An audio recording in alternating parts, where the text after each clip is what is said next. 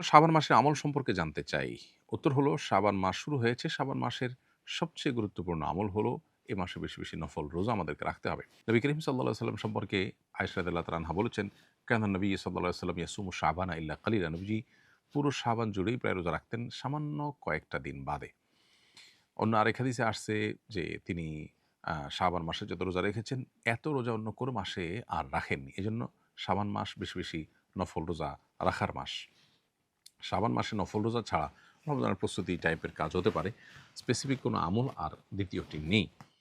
আর শাবান মাসের মধ্য রজনী লাইলাতুন নিসফ মিন শাবান সেটি হাদিসের আলোকে মর্যাদাপূর্ণ রাত হিসেবে সাব্যস্ত হয়। সেই হিসাবে আল্লাহ তাআলার কাছে মাগফিরাত চাওয়া, আল্লাহ তাআলার ক্ষমা লাভের চেষ্টা করা সেটা মৌলিকভাবে অবশ্যই প্রশংসনীয় হতে পারে। কিন্তু এই রাতকে ঘিরে আমাদের সমাজে বহু কাজ হয় যেগুলো কোনো কিছুর সাথে কোনো সম্পর্ক নেই এবং এটাকে ভাগ্য নির্ধারণের রজনী হিসাবে আমরা যারা মনে করি সেটাও সঠিক ধারণা নয়।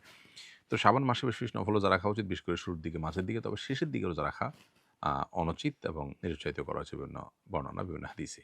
আমি জাকাতের টাকা একটি ব্যাগে রাখি। সেখান থেকে বিভিন্ন সময় বিভিন্ন ব্যক্তিকে দিয়ে থাকি। হঠাৎ ব্যাগটি হারিয়ে গেছে। এখন কত টাকা ছিল বা আমি ইতিপূর্বে কত টাকা দান করে ফেলেছি জানা নেই। করণীয় কি?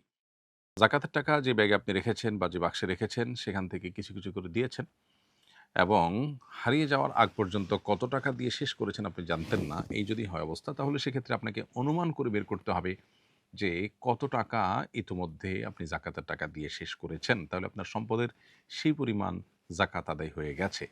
বাকি যেগুলো আপনার অনাদায় রয়েছে সেটা আপনাকে বের করতে হবে। এই জিনিসটা আপনাকে অনুমান করে বের করতে হবে এমনভাবে যা দিয়েছেন সেটা এর কম হবে না। এতটুকু নিশ্চিত। সেরকম একটা ফিগার আপনাকে আসতে হবে। তাহলে আপনি সেটুকু দিয়েছেন বলে ধর্তব্য হবে। আর বাকিটা আপনাকে জাকাত দিতে হবে। এর কারণে আপনি অবশ্য গুনাহগার হবেন না। যেহেতু এটা আপনার ইচ্ছাকৃত হয়নি, ইচ্ছার বাইরে হইছে। কিন্তু আপনার ফিগারটা আনুমানিকভাবে আপনাকে বের করতেই হবে। কসমের কাফারা হিসেবে যদি ৭-৮ বছরের শিশুকে খাবার খাওয়াই তাহলে কি তা যথেষ্ট হবে? উত্তর হলো যে সাধারণত প্রাপ্তবয়স্ক বা প্রাপ্তবয়স্কের কাছাকাছি বয়সের মানুষকে কাফারা স্বরূপ যে খাদ্য দানের নির্দেশনা কোরআনে রয়েছে সেটি আদায় করতে হবে এই সমস্ত মানুষকে খাওয়ানোর মাধ্যমে। ৭-৮ বছরের শিশু প্রাপ্তবয়স্ক কিংবা প্রাপ্তবয়স্কের কাছাকাছি নয়। তারপরও সে যদি প্রাপ্তবয়স্ক মানুষের সমপরিমাণ খাবারের মালিক হয় বা তাকে যদি এটা মালিক বানায় দেওয়া হয়, আপনি যদি অ্যাজ এ কাফারা তাকে দিয়ে দেন এটা, তাহলে আদায় হয়ে যাবে। এতে কোনো সন্দেহ নেই। আর বসিয়ে খাওয়ালে সে তাকে খাওয়ালে আদায় হবে না একদল আলেমদের মতো, আরেকদল আলেমদের মতো হবে। তো নিরাপদ হলো আপনার এক্ষেত্রে প্রাপ্তবয়স্কের কাছাকাছি মানুষকে খাওয়ানো। বিশুদ্ধ মত হলো বা ফতোয়া যেটার উপরে সেটা হলো যে ৭-৮ বছরের শিশুকে পেট পুরে যদি খাওয়ানো হয় তাহলেও আদায় হয়ে যাবে। আমি নিয়মিত কোরআন তেলাওয়াত করি। অভ্যস্ততার ফলে পিরিয়ড চলাকালীন সময়েও মাঝে মধ্যে কোরআন তেলাওয়াত করে ফেলি।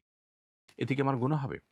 যদি আপনার ইচ্ছার বাইরে মুখ দিয়ে কোরআন তেলাওয়াত চলে আসে নিজের অজান্তে, তাহলে সেক্ষেত্রে গুনাহ হবে না। কারণ মানুষের ইচ্ছার বাহিরে বা মানুষ ভুলে কোনো কিছু করে ফেললে তার জন্য আল্লাহ তাআলার কাছে দায় থাকে না। এটা ইনশাআল্লাহ আল্লাহর কাছ থেকে আপনি ক্ষমা পাবেন এটার ফলে। যার কারণে আপনি ইচ্ছাকৃত জন্য তেলাওয়াত না হয় সেটি লক্ষ্য করা দরকার। কারণ মাসিক অবস্থায় কোরআন তেলাওয়াত করা যাবে না। এটাই হলো জমহুর বা সংখ্যাগরিষ্ঠ আলেমদের মত, বিশুদ্ধতর মত। যদিও ইবনে তাইমিয়া রাহিমাহুল্লাহ সহ বর্তমান আরব উলামাদের অনেকে, বিশেষ করে সৌদি আরব আলেমদের অনেকেই মাসিক অবস্থায় কোরআন তেলাওয়াতকে অনুমোদন করেন। সংখ্যাগরিষ্ঠ আলেমরা অবশ্য এর খেলাফ বা ভিন্ন মত পোষণ করেন। রোজা রাখলে গর্ভের সন্তানের সমস্যা হবে, কি করব? রোজা রাখলে গর্ভস্থ সন্তানের সমস্যা হবে এটি যদি আপনি নিশ্চিত হন তাহলে সেক্ষেত্রে রোজা না রাখার সুযোগ আপনার আছে। পরবর্তীতে রোজাগুলো যখন সুস্থ হবেন, গর্ভ খালাস হবে, তারপর সুস্থ হওয়ার পর আপনি রোজাগুলো রেখে দিতে হবে। তবে গর্ভস্থ সন্তানের সমস্যা হবে এই জিনিসটা আপনাকে আগে নিশ্চিত করতে হবে। কিভাবে আপনি নিশ্চিত হলেন যে গর্ভস্থ সন্তানের সমস্যা হবে রোজা রাখতে গেলে? সামান্য একটু আশঙ্কা উপর ভিত্তি করেই এটিকে আপনি নিশ্চিত ধরতে পারেন না। বরং বিজ্ঞ এবং ধার্মিক একই সাথে রোজার গুরুত্ব বোঝেন আবার ডাক্তার হিসাবে খুবই এক্সপার্ট এরকম মানুষের পরামর্শ সম্ভব হলে একাধিক ডাক্তারের পরামর্শ নিয়ে যদি তারা বলেন যে না আপনার জন্য রোজা রাখাটা উচিত হবে না, রোজা রাখলে আপনার গর্ভস্থ সন্তান মারা যেতে পারে, অঙ্গহানি হতে পারে, বিকলাঙ্গ হতে পারে, এই টাইপের কোনো সমস্যা যদি হয় তাহলে সেক্ষেত্রে আপনি অবশ্যই রোজাগুলো না রেখে পরবর্তীতে রাখতে পারবেন। আল্লাহ তাআলা কোরআনে বলেছেন ফামান কানা মিনকুম মারিদান আও আলা সাফারিন ফাইদ্দাতুম মিন আইয়ামিন উখর, যারা অসুস্থ থাকবে অথবা সফরে থাকবে তারা অন্য সময় রোজাগুলো রেখে দিতে পারবে। অতএব এই আয়াত আপনার জন্য প্রযোজ্য হবে। আর সামান্য একটু ঠুনকো অজুহাত বা হালকা একটু ভয়, অহেতুক ভয়, এটার উপর ভিত্তি করে আপনি রোজা না রাখার সুযোগ কিন্তু নেই। ও মুক্তাদি ভুলবশত তাশাহুদ না পড়লে কি নামাজ হবে? উত্তর হলো মুক্তাদি যখন ভুলবশত তাশাহুদ মিস করবেন তখনও তার নামাজ হয়ে যাবে এবং এটার জন্য কোনো সিজদায়ে সাহু দিতে হবে না। কারণ ইমামের পেছনে কেউ যদি কোনো ওয়াজিব তরক করে ফেলে ভুলে, তাহলে সেক্ষেত্রে মুক্তাদির আলাদা করে সিজদায়ে সাহু দেওয়ার কোনো বিধান নেই। ইমামের ভুল হলে ইমামের সাথে সিজদায়ে সাহু দিবেন, আর মুক্তাদির ভুল হলে সেটা যদি সিজদায়ে সাহু দিয়ে রিকভার করার মতো ভুল হয়, তাহলে সেটা মাফ।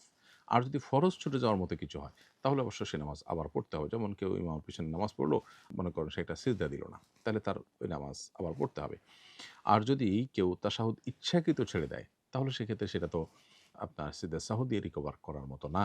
যার কারণে সে নামাজও পুনরায় পড়তে হবে। তাহলে ইমামের পেছনে যদি ভুলে ওয়াজিব ছুটে যায়, তাহলে সেটার জন্য সিজদায়ে সাহু দিতে হবে না এবং নামাজ হয়ে যাবে।